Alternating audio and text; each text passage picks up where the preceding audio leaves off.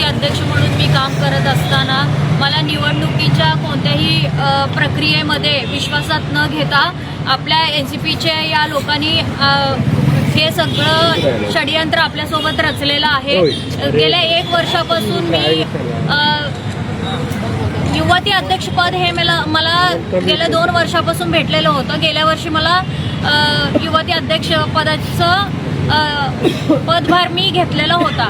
तर त्यानंतर मी फक्त अजितदादा यांच्यासाठी मी काम करत असताना खूप युवतींची मोठी संघटन निर्माण केलेली आहे आणि महिलांची एक फळी निर्माण केलेली आहे। सोलापूर शहरामध्ये जवळपास आत्तापर्यंत 1328 महिलांचं संघटन, महिला अजून युवतींचं संघटन आपण सोलापूर शहरात निर्माण केलेलं आहे।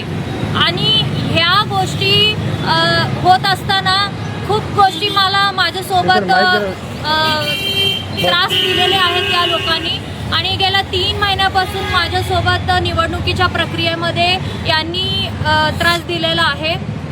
आणि हे करत असताना मला नाही संधी भेटली युवतीला, तर तुम्ही माझ्या महिलांना तर संधी द्या म्हणून आपण NCPच्या 5 महिला उमेदवारांचा अर्ज भरायला लावलेलं होतं। पण त्या ठिकाणी महिलांना पण AB फॉर्म मिळाला नाही। लास्ट मोमेंटला आमच्या भाग्यश्री राठोड मॅडम, बालमणी कस्सा मॅडम आणि पूनम डायमा तसेच अजून 1-2 महिला होत्या, तर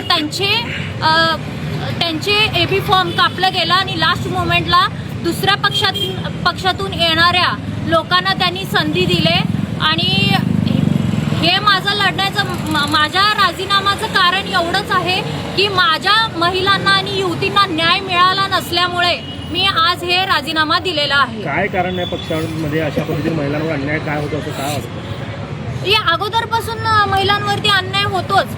आता अजितदादांनी लाडकी बहीण योजना ही काढलेली आहे। कशासाठी काढलेली आहे? महिला सक्षमीकरणासाठी ही काढलेली योजना आहे। महिलांना अजितदादा तिकडे राज्यात न्याय देत असतील तर हे सोलापूर शहरामध्ये महिलांना आणि युवतींना न्याय भेटत नाही आहे।